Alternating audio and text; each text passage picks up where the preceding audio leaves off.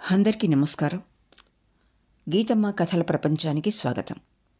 నేను గీతావాణి. ఇప్పుడు మనం శరత్చంద్ర చట్టోపాధ్యాయ శుభదను ఆస్వాదిస్తున్నాం. 5వ భాగంలోకి ప్రవేశించాం. ఈ కథ మీకు నచ్చినట్లయితే లైక్ చేయండి, షేర్ చేయండి మరియు సబ్స్క్రైబ్ చేసుకోండి. ఇప్పుడు 5వ భాగపు కథలోకి. జయ స్పృహ వచ్చి మొదట కళ్ళు తెరవగానే సురేంద్రనాథుడు కంగారుగా జయ అన్నాడు. మాలతి పక్కన కూర్చుని శుశ్రూష చేస్తోంది. కళ్ళు తుడుచుకుంటోంది. అతడి మాటల్లోనికి జాలికి ఆమె మరింత కళ్ళు తుడుచుకుంది. కానీ అతడిది చూడలేదు. ఒక్కసారి మాత్రం చూసి మళ్ళీ కళ్ళు మూసుకున్నాడు. చాలాసేపు అలా ఉండి పెద్ద నిట్టూర్పు ఒకటి విడిచి జయ సంగతి ఏమీ తెలియలేదు అని అడిగాడు. దగ్గర ముసలి నౌకరు ఒకడు కూర్చుని ఉన్నాడు. అతడు భయపడుతూ ఊహు అన్నాడు. తెలియలేదు, అయితే బహుశా ఆమె బతికలేదేమో. నౌకరు ఆలోచించి బహుశా అన్నాడు. ఇప్పుడు రాత్రి ఎన్ని గంటలై ఉంటుంది అని అడిగాడు సురేంద్రుడు. ఇంచుమించు 10 అవుతోంది. 10? అయినా సమాచారం ఏమీ తెలియలేదు. లేదు. సురేంద్రబాబు మరింత కృంగిపోయి నుదురు కొట్టుకుంటూ మీరంతా వెళ్ళండి, నగరం అంతా, గంగా తీరం అంతా గాలించరండి అన్నాడు. బాగుంది ఆజ్ఞ అనుకున్నాడు నౌకర్ మనసులో. పైకి మాత్రం చిత్తం అని అక్కడి నుంచి లేచి వెళ్ళి తన పక్క మీదకు పోయి పడుకున్నాడు. గదిలో మాలతి తప్ప ఎవ్వరూ లేరు. కానీ సురేంద్రనాథుడు మాట్లాడలేదు. తనలో తాను ఏడుస్తూ కూర్చున్నాడు. రాత్రి అంతా ఇలా గడిచిపోతూ ఉంది. గదిలో గోడనున్న గడియారం తన చిత్తం వచ్చినట్లు 11, 12, 1, 2, 3, 4 కొట్టుకుని పోతూనే ఉంది. అది ఎవరూ గమనించినట్లేదు. సురేంద్రనాథుడు అటూ ఇటూ దొర్లుతున్నాడు. మాలతి ప్రక్కన కూర్చుని అతడి బాధని గమనిస్తోంది.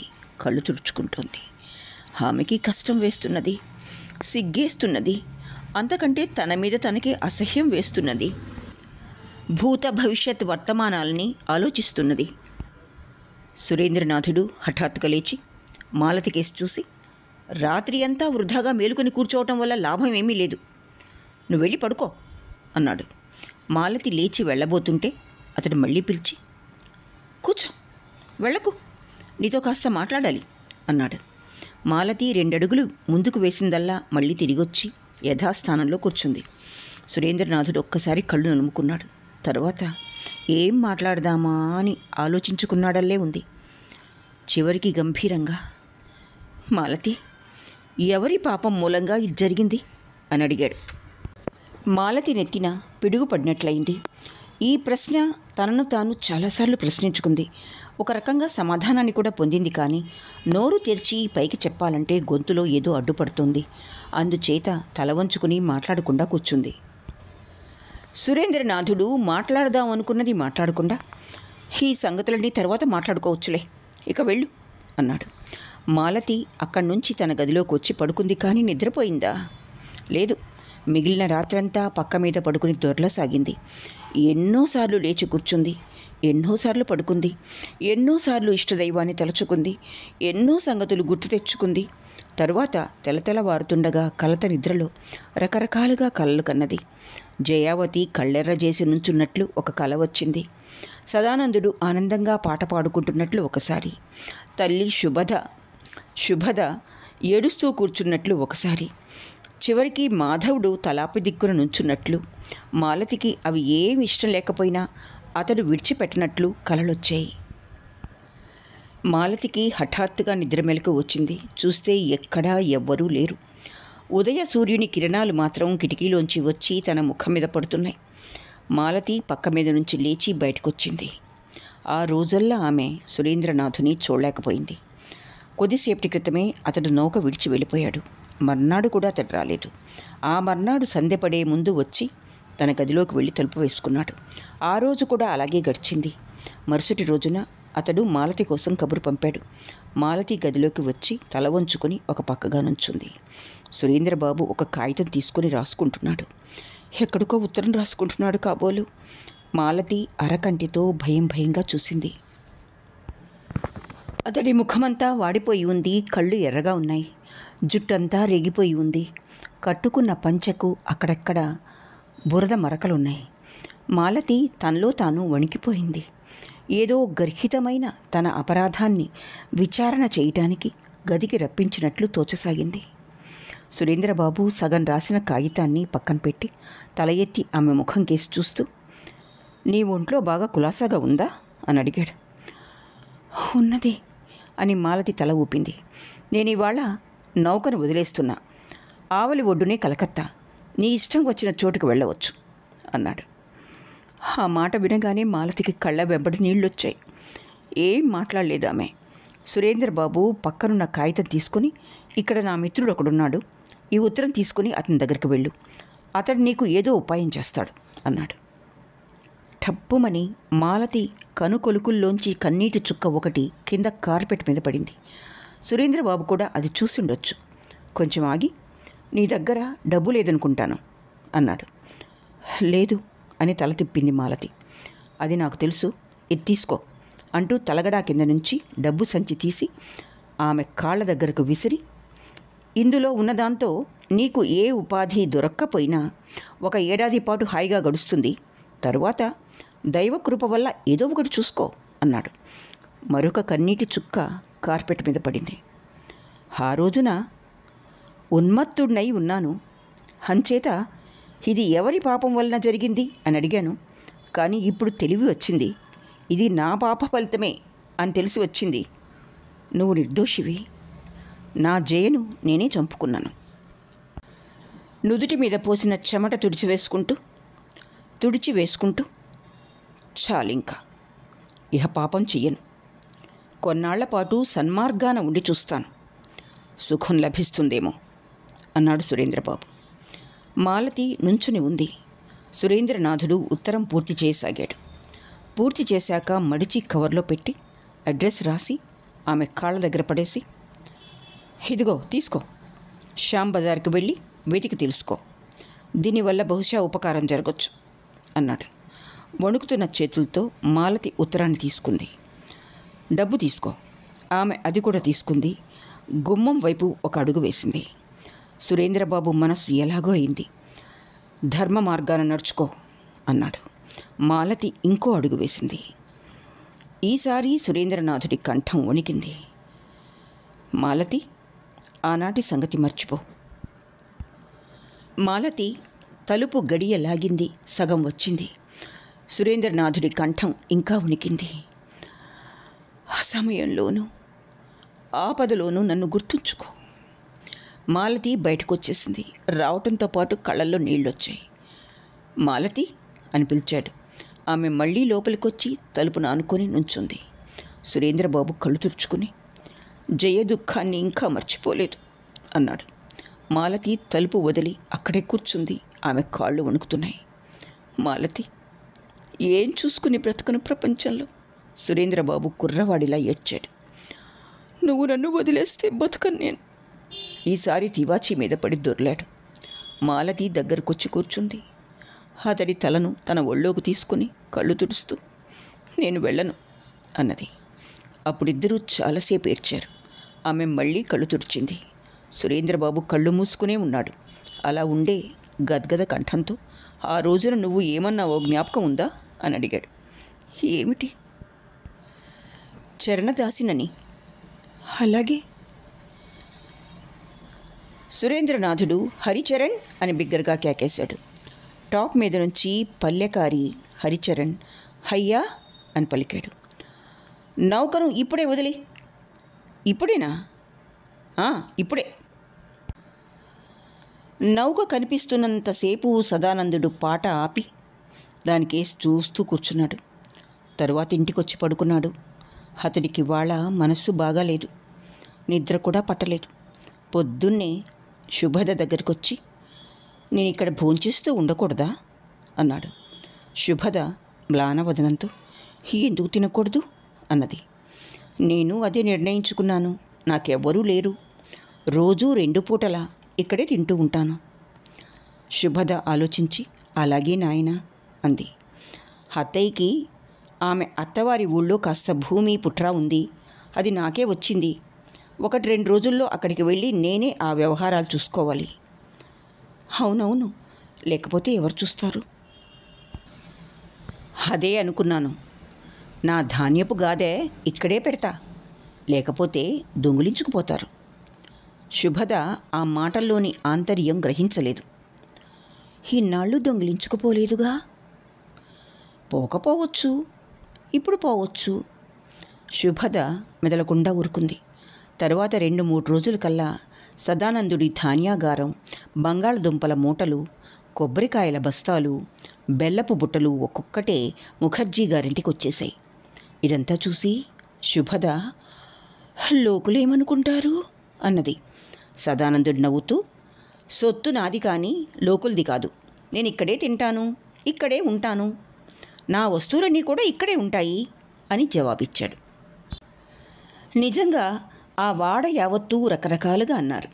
హరాన్ భార్య సదానందుని మాయ చేసింది అన్నారు కొందరు. సదానందుడికి మరీ పిచ్చెక్కింది అన్నారు మరికొందరు. కొంతమంది సదానందుడికి చలననిచ్చి పెళ్లి చేస్తారు అన్న వదంతి కూడా పుట్టించారు. సదానందుడు ఇది విని తనలో తాను నవ్వుకున్నాడు. అతడి ముందు ఈ ప్రసక్తి తీసుకొచ్చిన వారికి రాంప్రసాద్ కీర్తన ఒకటి పాడి వినిపించేవాడు. కొందరితో, నేను పోతే నీ పేర ఆ 2 కుంటల పొలం రాసిపోతాలే అని పరాచకమాడాడు. కొందరితో గంభీరంగా, పిచ్చివాణ్ణి, ఏదో పిచ్చి పనులు చేస్తే దానికి మీరు బెంగ పెట్టుకోకండి అన్నాడు. క్రమంగా లోకుల నోళ్లు కట్టుబడ్డాయి. అయినా అసూయాపరులు మాత్రం లోపల కుములుతూనే ఉన్నారు. భవతారుణ గంగోపాధ్యాయ్ ఈ సంగతి విని సదానందుని పిలిచి కొంచెం గట్టి ఉపదేశం ఇచ్చాడు. ఉపదేశం అంతా విని సదానందుడు విచారంతో, అయిందేదో అయిపోయింది. అత్తయ్య గారి ఊరు వెళ్ళి వచ్చాక పోనీ ఆ గాదెని మీ ఇంటికి మార్పిస్తానులేండి అన్నాడు. గంగోపాధ్యాయ గారు మండిపడుతూ, ఏయ్ సదానంద్, మీ నాన్న కూడా మన్నించేవాడు నన్ను అన్నాడు. నేను చులకన చేయలేదే ఏమీ. అయితే మరి అలా అన్నావు దేనికి? సదానందుడు విస్తుపోయినట్లు, నాకు అన్నప్పుడల్లా మతిస్థిమితం ఉండదు అన్నాడు. గంగోపాధ్యాయ గారు మరింత మండిపడుతూ, నువ్వు నాశనం అయిపోతావు అన్నాడు. సదానందుడు చిరునవ్వు నవ్వి, తమరు కాస్త ప్రయత్నిస్తే కాకుండా కూడా ఉండగలను అన్నాడు. నువ్వు నా ఎదుటి నుంచి వెళ్ళిపో, నువ్వు నా ఎదుటి నుంచి వెళ్ళిపో. చిత్తం అంటూ సదానందుడు బయటకొచ్చేసి నోటి నిండా నవ్వుకొని మళ్ళీ రాంప్రసాద్ కీర్తన అందుకున్నాడు. కాంగాళీ చరణ్ ఏదో మూట ఎత్తుకుని సంతకు వెళ్తున్నాడు. అతడి కళ్ళల్లో నవ్వు, నోట్లో పాట చూసి, ఏం అబ్బాయి గారు, ఏమిటింత ఆనందంగా ఉన్నారు అని అడిగాడు. సదానందుడు నవ్వుతూ, గంగూలీ గారింట్లో ఇవాళ విందు, నాకు కడుపు నిండా తిన్నానులే అన్నాడు. నిజమే. తర్వాత సదానందుడు సంతలో వేటి ధరలు ఎలా ఉన్నాయో వాకప్ చేసి ఆ ముందు పాటనే మళ్ళీ అందుకుని గొంతెత్తి పాడుకుంటూ వెళ్ళిపోయాడు. కాంగాళీ చరణ్ కూడా తన దారిని తాను వెళ్ళాడు. ఇక్కడ ఒక సంగతి, స్వర్గం నరకం అనేవి మనసులోనే ఉంటాయి, అంతకంటే వాటికి వేరే అస్తిత్వం అనేది లేదు అన్నాడు కవి. ఈ మాట అంతా నిజం కాకపోయినా కొంతవరకు నిజమే, అందులో సందేహం ఏమీ లేదు. ఎంచేతంటే హారానికి ఏవి మహాభౌతిక సుఖాలుగా ఉన్నాయో వాటిల్లో శుభదకి సుఖం అనేది కనిపించడం లేదు. మరి హారాన్ 2 పూటలా ఆనందంగా తినగలుగుతున్నాడు. కావాలంటే బేడా పావలా భార్య దగ్గర చేబదుళ్ళు పొందగలుగుతున్నాడు. వాటిని తీర్చాలనే బెడద ఏమీ లేదు. తల ఎత్తుకుని తిరుగుతున్నాడు ఇప్పుడు వీధి వెంట. ఏ వెధవ దగ్గర కానీ అప్పు అనేది లేదు. అతడి సహచరులు ఇప్పుడు మళ్ళీ అతడికి వెనకటి ఆ గౌరవస్థానాన్ని ఇచ్చివేశారు. ఇంకేం కావాలి? అయితే ఈ కాస్త కొరత ఉంది. సదానందుడికి ఇంకాస్తా పిచ్చి ఎక్కితే అది కూడా తీరుతుంది. అప్పుడు ఆ గంజాయి కొట్టే తాను కొనేస్తాడు. ఇహ కాత్యాయిని గర్వం కూడా అణిచేస్తాడు. ఆమెకి ఏడాదికి మనోవర్తి ఒక్కసారే ముందు పారేసి, అలాగా మనిషివి, నన్ను అసహించుకున్నావుగా. మగవాడి అదృష్టం, ఆడదాని ప్రవర్తన దేవుడే తెలుసుకోలేదు. నువ్వేమిటి లెక్క పత్రమా అంటాడు. పోతే ఇంక భగవాన్ నంది అతడి ఇంటి ముందే తాను జూదం కొంప పెట్టకపోతే తన పేరు హారాన్ కాదు అని అనుకుంటూ ఉండేవాడు హారాన్. అతడిప్పుడు బ్రాహ్మణపాడ అంతా కొని రాగాలు తీసుకుంటూ తిరుగుతున్నాడు. ఇహ శుభద, ఆమెకేమిటి? ఒకటే దిగులు. దేవుడికి తెలుసు, భర్తృసుఖాన్ని ఆమె ఒక్కనాడు కూడా పొందలేదు. కనీసం అలాంటి జ్ఞాపకం లేదు. భర్తకి విస్తట్లో 2 పూటల ఇంత అన్నం కూర పెట్టగలిగితే ఆమెకి ఎంతో ఆనందం, ఎంతో తృప్తి. అది ఆమె చెప్పలేదు. ఆనందంతో ఆమెకు కళ్ళు చెమ్మగిల్లుతుంటాయి అలాంటప్పుడు. కానీ అదెవరు చూస్తారు? చూసేవారు, చూసి గ్రహించేవారు ఒకరుండేవారు. కానీ వారు ముందే గతించారు. ఇంతే అయితే ఈ ఆనందంతోనే శుభద సాంసారిక జీవితాన్ని వెళ్ళబుచ్చగలదు. కానీ చలన రోజు రోజుకి పెద్దదవుతోంది. ఆమెకి ఏదో ఉపాయం చూడటం ఎలా? చనిపోయింది, బ్రతికిపోయింది. కానీ మాధవుని మనసులో ఏమున్నది శుభదకి అంతుపట్టలేదు. ఈ మధ్య చికిత్స అది బాగానే జరిగింది. ఫలితం ఏమైంది బోధపట్టం లేదు. శుభద ఈ సంగతి తలుపుకు తెచ్చుకొని నుదురు కొట్టుకుంటుంది. లలన సంగతి జ్ఞాపకం తెచ్చుకొని తనలో తాను ఏడుస్తూ ఉంటుంది. ఆమె దగ్గరికి వెళ్ళాలని కోరుకుంటుంది. మళ్ళీ నీళ్లు తీసుకొస్తూ ఉంటుంది, వంట చేస్తూ ఉంటుంది, అందరికీ ఇంత పెడుతూ ఉంటుంది. ఇలాగే గడిచిపోతున్నాయి రోజులు. ఓ రోజున మధ్యాహ్నం సదానందుడు భోజనం ముందు కూర్చుని శుభద ముఖం కేసి చూస్తూ, చలన పెద్దదయింది అన్నాడు. అన్నది శుభద మలిన ముఖంతో. ఇంకా ఆపనూ కూడదు, అది బాగానూ ఉండదు. ఆ దుర్గామాతకే తెలియాలి. సదానందుడు కాస్త నవ్వాడు. కానీ ఆ దుర్గామాత వివాహం చేసుకోదుగా. శుభద మాట్లాడక ఊరుకుంది. హరమోహన్ బాబు కొడుకు శారదుడికిచ్చి చేయకూడదు? శుభదకి సరిగ్గా అర్థం కాలేదు.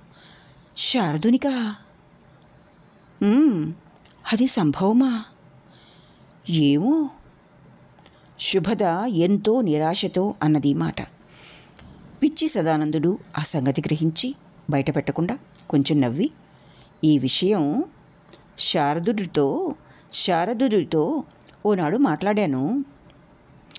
అతడికి అయిష్టం కాదు అన్నాడు. శుభద ముఖంలో ఆత్రం వ్యక్తమైంది. కానీ అది మళ్ళీ అంతలోనే మాయమైంది. కానీ వాళ్ళ నాన్న ఆయన ఇష్టపడతారా? ఎందుకు ఇష్టపడరో అది శుభదకు తెలుసు.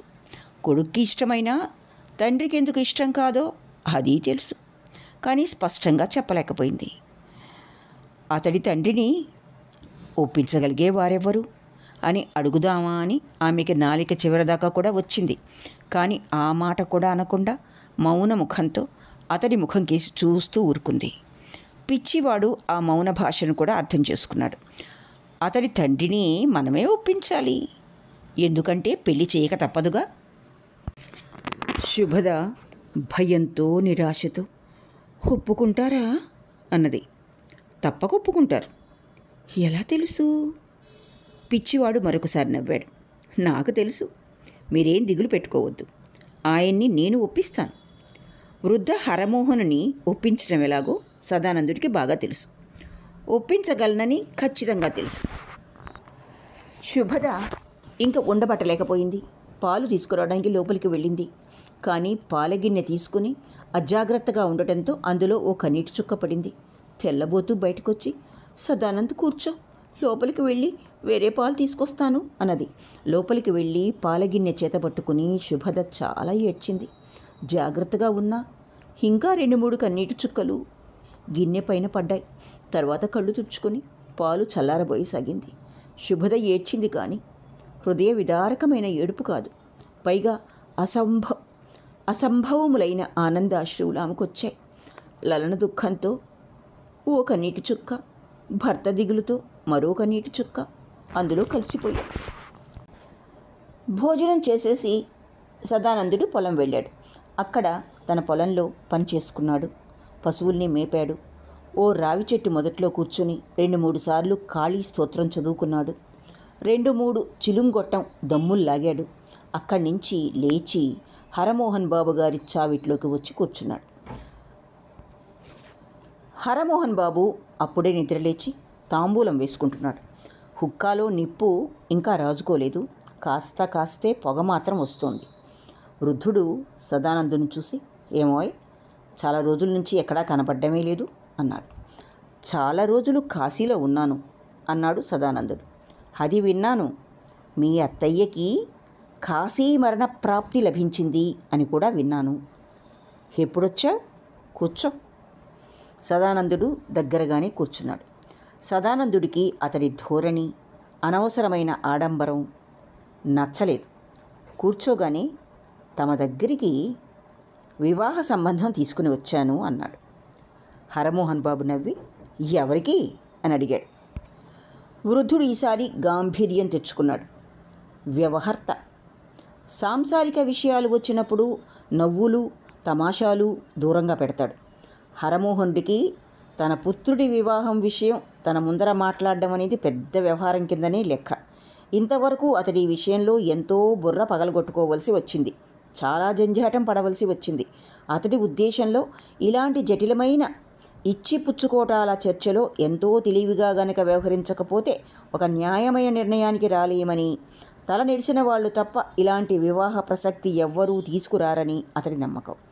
ఇప్పుడు అలాంటి గంభీర విషయ ప్రస్తావన కుర్రవాడి ముఖతః వినటంతో అతడు కొంచెం విహ్వలుడైనాడు. ఈ సదానందుడికి మరింత వెర్రి పట్టుకుంది అని కొన్నాళ్ల నుంచి వింటూ వస్తున్నాడు. ఇప్పుడు తాను విన్న సంగతి ధ్రువం కావటంతో కొంచెం గాంభీర్యం తెచ్చుకుని, ఎవరి వివాహం? శారదుడిదా అడిగాడు. చిత్తం. వృద్ధుడు పరధ్యానంగా ఇంట్లోకి వేలుతో చూపిస్తూ, శారదుడు ఆ గదిలో ఉన్నాడనుకుంటాను, వెళ్ళు అన్నాడు. అతడి ధోరణి చూసి సదానందుడు మాటలోని తాత్పర్యం గ్రహించాడు. కొంచెం నవ్వి, శారదునితో అవసరం లేదు నాకు, మీ దగ్గరికే వచ్చాను అన్నాడు. నా దగ్గరికా అని వృద్ధుడు క్రితంసారిలాగానే అడిగాడు. చిత్తం. ఎందుకు? మీ అబ్బాయికి సంబంధం విషయమై అని చెప్పానుగా, శారదునికి వివాహం చెయ్యరాయే? చేస్తాను, ఆ సంగతి ఎందుకు? అవసరం లేనిదే వచ్చాననా? నీ అవసరం నాతోనా? చిత్తం. కానీ నీతో అన్ని సంగతులు తేల్చుకోవడానికి లేదు. ప్రపంచంలో ఇలాంటి వ్యక్తులతో కాస్త నవ్వుతూ మాట్లాడినా సాంసారిక విషయాలు తేలవు అని సదానందుడు గమనించాడు. ముఖం మార్చుకు మాట్లాడితే గాని ఇచ్చిపుచ్చుకోటాలు, డబ్బు దస్కాలు విషయాలు నిష్కర్షగా తేలవని ఇలాంటి వారి ఉద్దేశం. అప్పుడు సదానందుడు ప్రయత్నించి వీలైనంత గాంభీర్యాన్ని తెచ్చుకుని ఖచ్చితంగా తేల్చుకోవచ్చు. మా నాన్నగారు నా చిన్నప్పుడే పోయారు. అప్పటినుంచి ఆ ఆస్తిపాస్తుల వ్యవహారాలన్నీ నేను చూస్తూ వస్తున్నాను. సాంసారిక విషయాలు నాతో చర్చించవచ్చు. వివాహ సంబంధం కోసం వచ్చినప్పుడు ఇచ్చిపుచ్చుకోవటాలు కూడా తేల్చుకోవాలని తెలుసు నాకు. ఈ విషయంలో మీకు తెలిసినంత నాకు తెలుసునని అనుకుంటాను. ఇవి పిచ్చివాడి మాటలు కావు. ఇతడు పిచ్చివాడిలా మాట్లాడకపోవటం చూడటం హరమోహనుడుకు ఇదే మొదటిసారి. కొంచెం విసుగ్గా, అవును, ఇచ్చిపుచ్చుకోవటాల సంగతి ఖచ్చితంగా తేల్చుకోవాల్సిందే అన్నాడు. సదానందుడు నవ్వు ఆపుకోలేకపోయాడు. అంచేత కొంచెం నవ్వి, అన్నీ నాతో మాట్లాడితే వచ్చిన నష్టమేమీ లేదని మొదట్లోనే మనవి చేశాను మీకు. ఆ విషయంలో ఒక నిర్ణయానికి రావాలని వచ్చాను అన్నాడు. హరమోహన్ కొంచెం మెత్తపడ్డాడు. ఎవరి పిల్ల? ఎక్కడ అని అడిగాడు. ఈ ఊళ్ళోనే, శ్రీ హారాన్ ముఖర్జీ గారి కూతురు. హారాన్ కూతురా? చిత్తం. అతడేమిస్తాడు? మీరు కోరింది. వృద్ధుడు కొంచెం ఆలోచించి, పిల్ల చూడటానికి ఎలా ఉంటుంది అని అడిగాడు. మీరు ఆ పిల్లని చూశారు కానీ జ్ఞాపకం లేదనుకుంటా. ఏవైనా పిల్ల బాగానే ఉంటుంది అని నా అభిప్రాయం. మీ అబ్బాయి చూశాడు. చేసుకోవడానికి అతడికి అయిష్టం ఏమీ లేదు. వృద్ధుడు ఈసారి కొంచెం నవ్వాడు. అయితే సరే, కానీ మనలాంటి గృహస్థుల ఇళ్లలో కేవలం బొమ్మలాంటి పిల్లల వల్ల లాభం లేదు. చూడటానికి దానికి బాగా ఉన్నా లేకపోయినా పని పాట చేతై ఉండటం ముఖ్యం. చేతనవును, కానీ హారాన్ని ఏమి ఇయ్యగలడు? అతడి స్థితి ఇప్పుడేమీ బాగాలేదుగా. అవును, బాగాలేదు. అది గమనించి మీరు అడిగిందేదో ఇస్తాడు. వృద్ధుడు కాస్త చిక్కున పడ్డాడు. తాను అలా అనకుండా ఉంటే బాగుండేది కదా అనుకున్నాడు.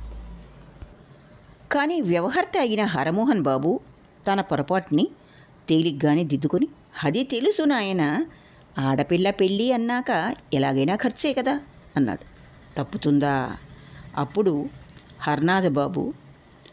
హరమోహన్ బాబు అలవాటు ప్రకారం పెదవుల మీద చిరునవ్వు మాయం చేసుకుని, 1000 రూపాయలకి తక్కువిస్తే శారదని పెళ్లి చేయటం నాకేమీ ఇష్టం లేదు అన్నాడు.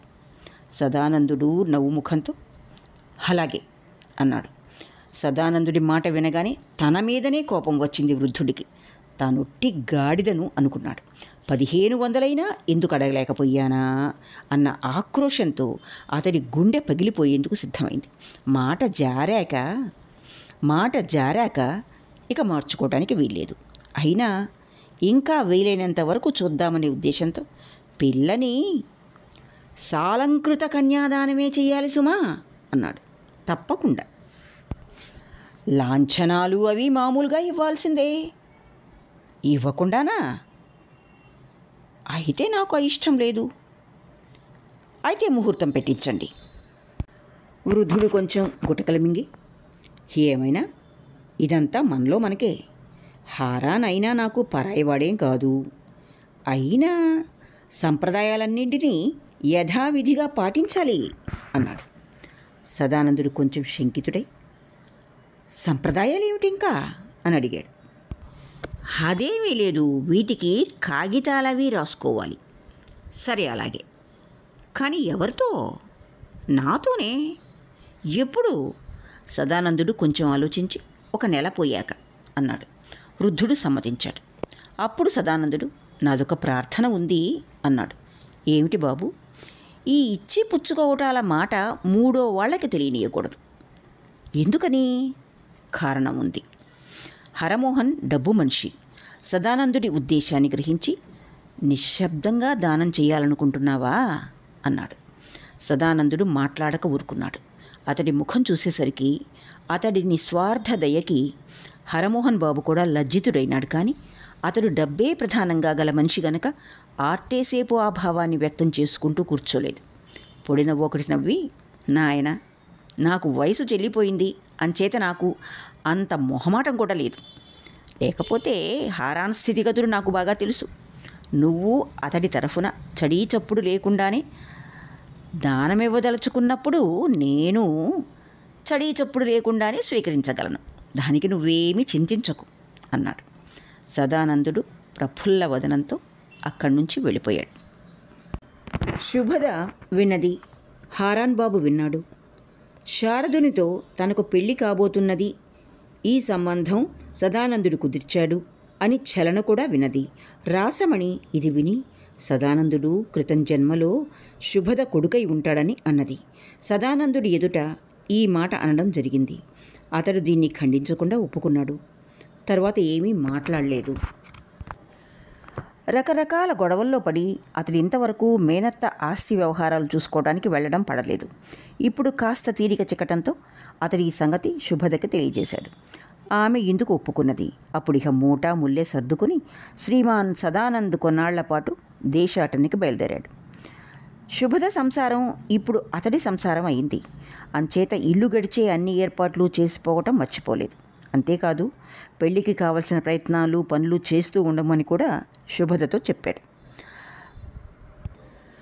సదానందుడు అక్కడికి వెళ్ళి మేనత్త ఆస్తిపాస్తుల వ్యవహారాలన్నీ పరిష్కరించుకొని చివరికి ఆ ఆస్తి అంతా ఓ పెద్ద మనిషికి అమ్మివేసి 15 రోజుల్లోనే మళ్ళీ హాలూద్పూర్కి తిరిగొచ్చాడు. హరమోహన్తో రాత కోతలు పూర్తి చేసుకున్నాడు. నగలు చేయించాడు, పెళ్లి సరుకులు కొన్నాడు, ముహూర్తం పెట్టించాడు. తరువాత తీరిక చేసుకొని వెళ్ళి శారదాచరణుణ్ణి కలుసుకున్నాడు. ఇన్నాళ్ల నుంచి అతనితో రహస్యంగా 2 మాటలు మాట్లాడాలంటే తీరిక చిక్కకుండా ఉంది. చాలా రోజులకి ఇవాళ ఇద్దరూ ఏకాంతంగా మాట్లాడుకుందామని చెట్టాపట్టాలు వేసుకుని గంగా తీరానికి వెళ్ళి కూర్చున్నారు. శారదాచరణుడు కూర్చున్నాక, సదానంద్, నీకు చిన్ననాటి సంగతులు జ్ఞాపకం ఉన్నాయా అని అడిగాడు. కొన్ని లేకే. అప్పుడు నేనొకరిని ప్రేమించేవాణ్ణి, గుర్తుందా? అప్పుడు రాత్రింబవళ్ళు ఈ సంగతులే ఆలోచించేవాణ్ణి. ఎన్ని ఆశలు, ఎన్ని ఊహలు, ఎన్ని అని చెప్పను. అభిమానం తెచ్చుకొని ఎంత ఏడ్చాను. అన్నీ విని నువ్వు నవ్వులతో ఎగరగొట్టేవాడివి, లేదా ఎగతాళి చేసేవాడివి. ఆ సంగతులన్నీ నీ జ్ఞాపకం ఉన్నాయా సదానంద్? ఎందుకు లేవు? ఇవి అప్పటివి 7-8 ఏళ్ల క్రితం సంగతులు. కానీ ఎప్పుడు ఎగతాళి చేయలేదే. నువ్వు ఎగతాళి చేస్తున్నట్టు తోచేది నాకు. ఏమైతే ఆ తరువాత నా ఆశలన్నీ గంగలో కలిశాక అభిమానంతో ఇద్దరం మాట్లాడడం మానుకొని శాశ్వతంగా విడిపోయాం. ఆ రోజున రాత్రి నీ దగ్గర ఎంత పొద్దుపోయేదాకా కూర్చుని ఏడ్చాను. ఈ సంగతి నీకు జ్ఞాపకం ఉందా భాయి? ఉంది. సదానందుడు కొంచెం పరధ్యానంలో పడ్డాడు. శారదుడు అది గమనించకుండా దగ్గరలోనే బొట్నవేలుతో చూపిస్తూ, ఇక్కడే చచ్చిపోయింది అన్నాడు. సదానందుడు ఆ మాట వినిపించుకున్నట్టు లేదు. ఓ నౌక తెల్లటి తెరచాపతో తన చిత్తం వచ్చినట్లు పోతుంటే దాని వంక చూస్తున్నాడు. శారదాచరణుడు మళ్ళీ, ఇక్కడే లలన మునిగి చచ్చిపోయింది అన్నాడు.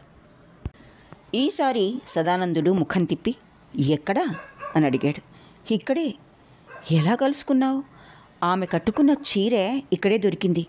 సదానందుడు లేచి నుంచుని, పద ఆ చీర ఒకసారి చూసి వద్దాం అన్నాడు. శారదుడు కొంచెం నవ్వాడు. ఆ చీర ఇంకా ఇక్కడే ఉన్నదనుకున్నావా? అయితే ఆ చోటు చూసి వద్దాం పద.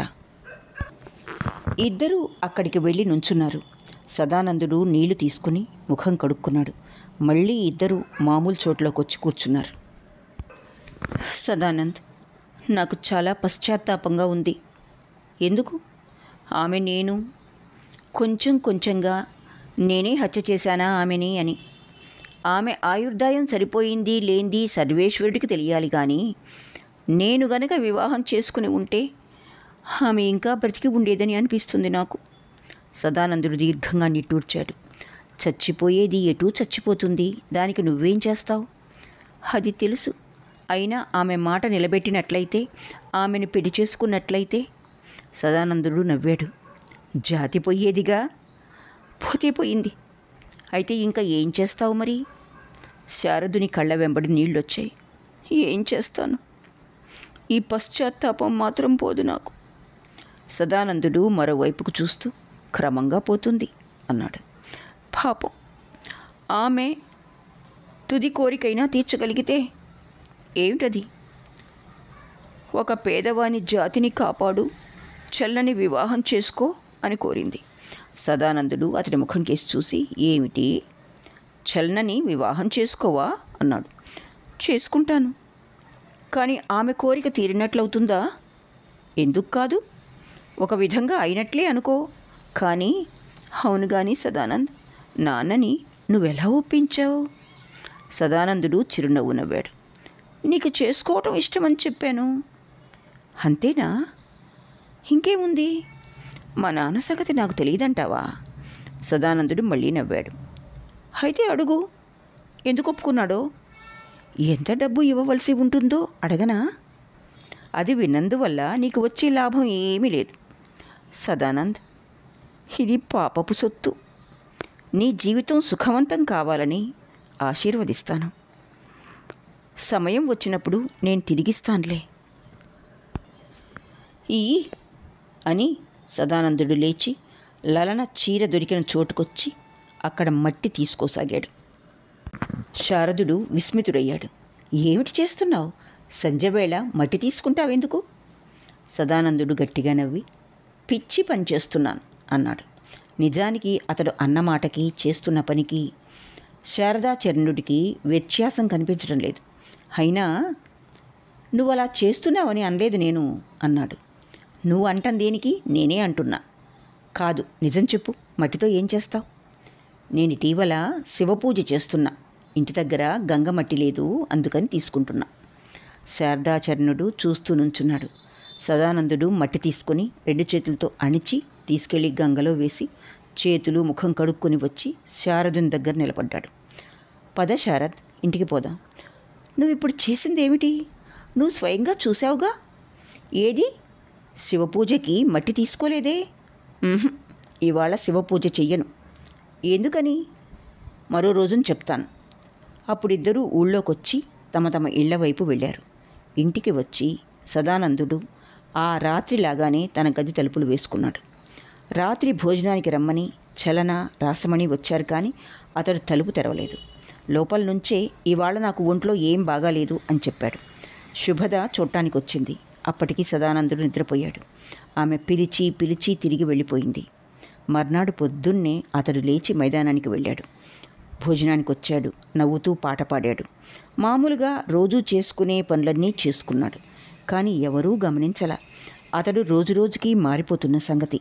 నిన్న ఉన్నట్లు ఇవాళ ఉండటంలే. చలన వివాహం రోజొచ్చింది. అందరి ముఖాలు ఆనందంగా ఉన్నాయి. ఇవాళ అందరూ ఉత్సాహంగా ఉన్నారు. సదానందుడికి కూర్చోవడానికి తీరికలేదు. హారాన్ ముఖర్జీ అరుపులకి అంతులేదు. రాసమణికి కన్నీళ్లు కట్టుపడలేదు.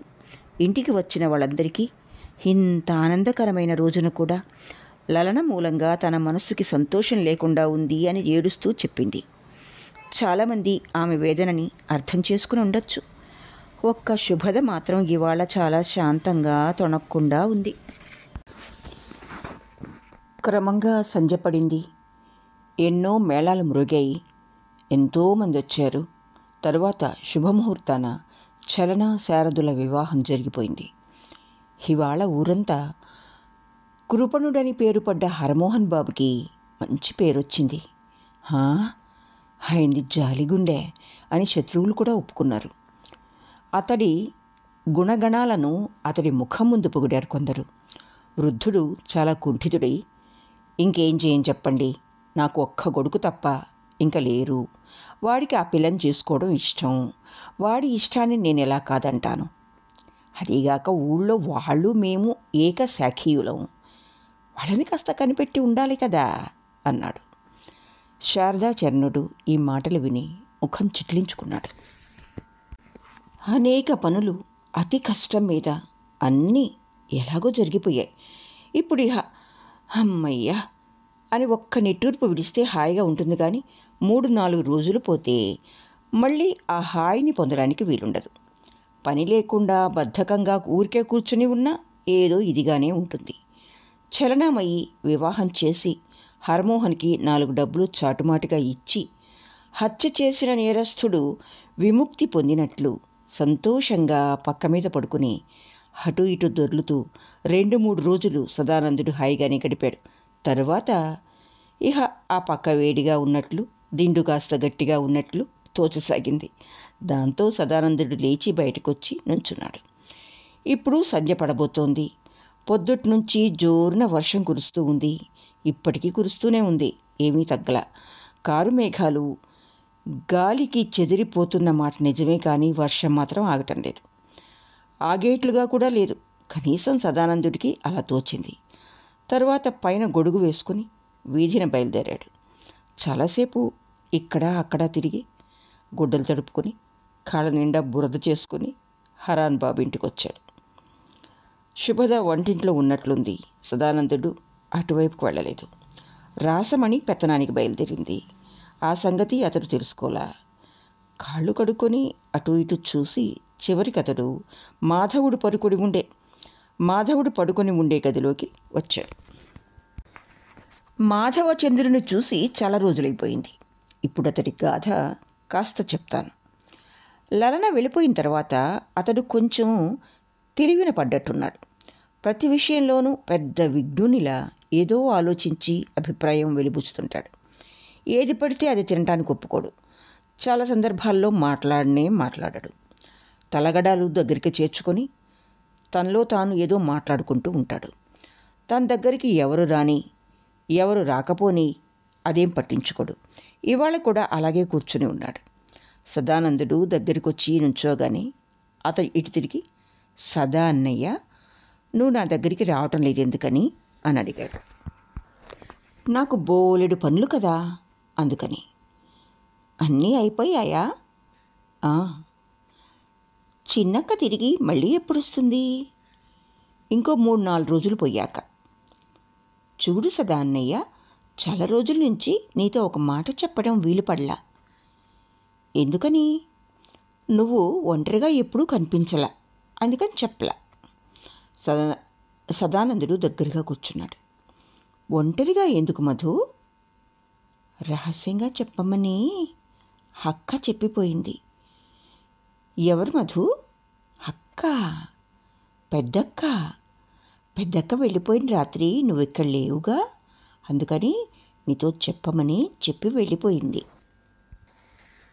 సదానందుడు ఇంకొంచెం దగ్గరగా వచ్చి అతడి మీద చెయ్యి వేసి, ఎందుకు వెళ్ళింది మధు? ఎవరైనా తిట్టారా అని అడిగాడు. ఎవ్వరు తిట్టలా. అయితే ఎందుకు వెళ్ళింది? నేను పోతానుగా. ఛ! మాధవుడు కొంచెం నవ్వాడు.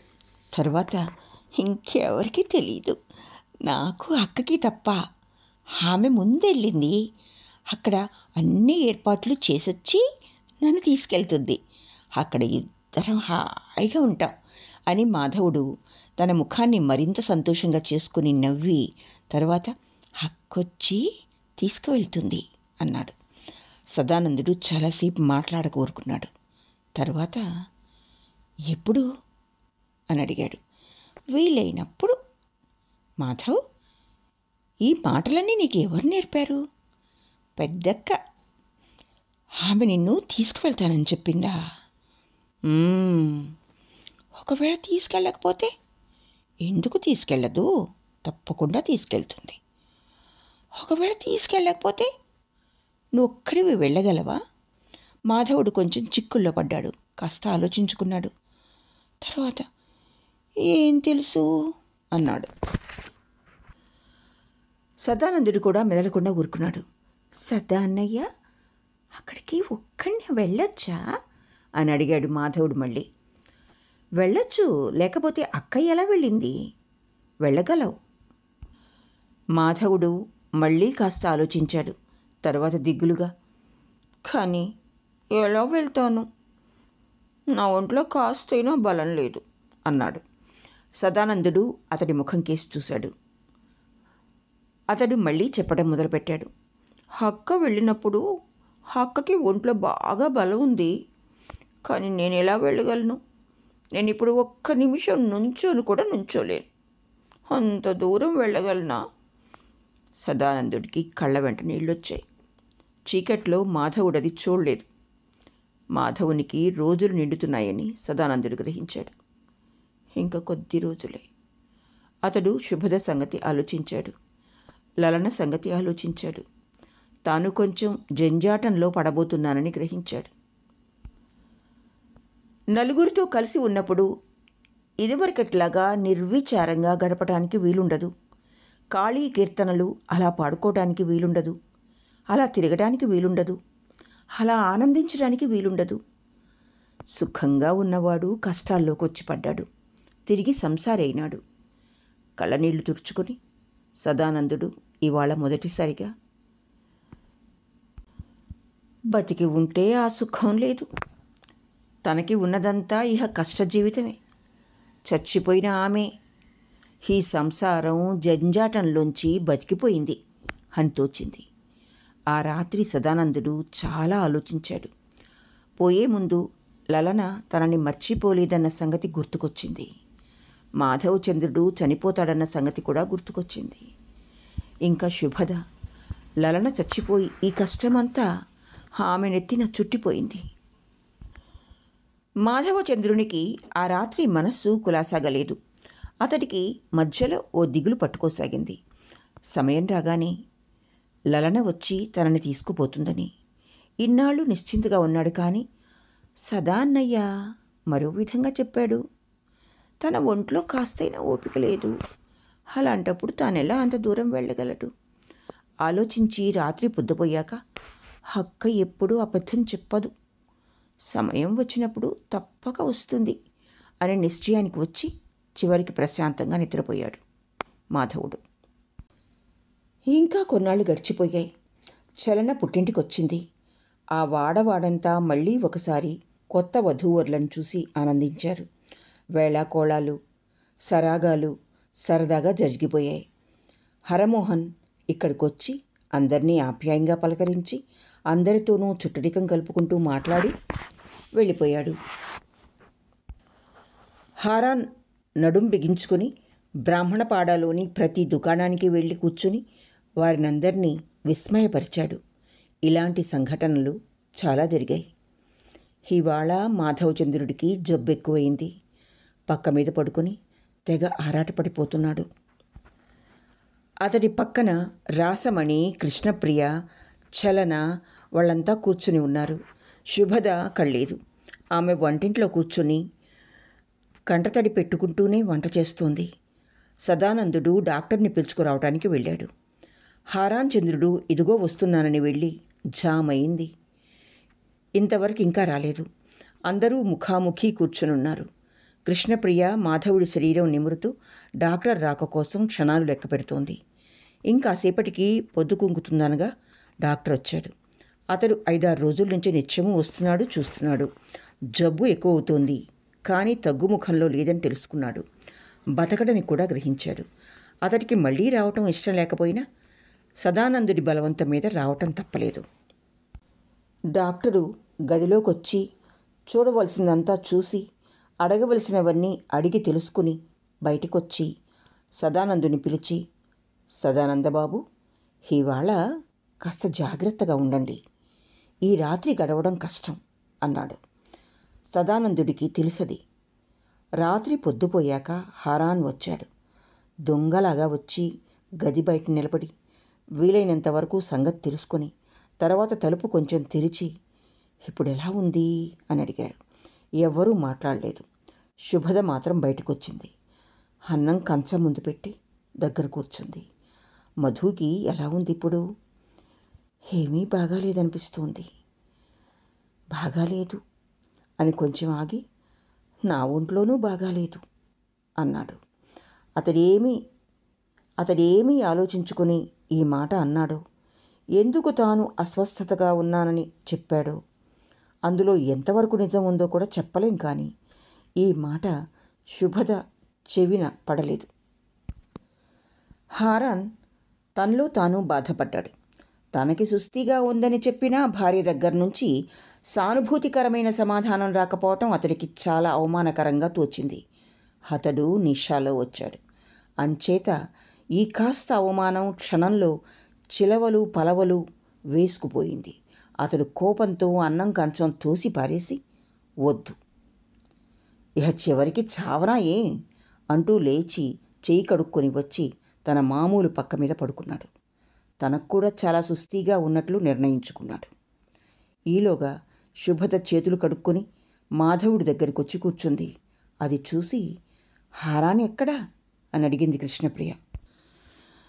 వారికి ఒంట్లో బాగాలేదు, పడుకున్నారు. కృష్ణప్రియ కాసేపు మౌనం వహించింది. తర్వాత మెల్లిగా, మనిషికి ఆపేక్ష అంతఃకరణలు లేవు కానీ లోకభీతి అయినా ఉండద్దు అన్నది. రాసమణి ఈ మాట విని కరచుకుంది. రాత్రి పొద్దుపోతోంది క్రమంగా. కృష్ణప్రియ ఎంతోమంది ముముర్షువుల పక్కని కూర్చుని ఎన్నో రాత్రులు గడిపింది. ఎన్నో మృత్యువులు చూసింది. మాధవుడికి శ్వాస కొంచెం ఆడుతున్నట్లు గ్రహించింది. కొంచెం సేపయ్యాక మాధవుడు తలనొప్పిగా ఉన్నదని వ్యక్తం చేశాడు. కృష్ణప్రియ తల నిమురుతూ కూర్చుంది. కొంచెం ఆగి, మళ్ళీ కడుపు మెల్లేస్తోంది, డోకు వచ్చేట్లుగా ఉంది అన్నాడు. అందరూ ఒకరి ముఖాలొకరు చూసుకున్నారు. ఎవరి మనసులోని ఉద్దేశం వారి ముఖాల్లో వ్యక్తమవుతున్నట్లుంది. తర్వాత మళ్ళీ కాసేపు నిశ్శబ్దంగా గడిచింది. అందరూ మ్లానవదనాలతో మౌనంతో తుది క్షణం కోసం ఎదురుచూస్తున్నారు. కొంచెంసేపు అయ్యాక మాధవుడు మెలితిరిగిపోతూ, అబ్బా, దాహం అన్నాడు. మేనత్త కాస్త గంగాజలం అందించింది నోటికి. మాధవుడు దాన్ని ఆబగా తాగి చాలాసేపు కదలకుండా పడుకున్నాడు. క్రమంగా శ్వాస ఎక్కువైంది. అందరూ గమనించారది.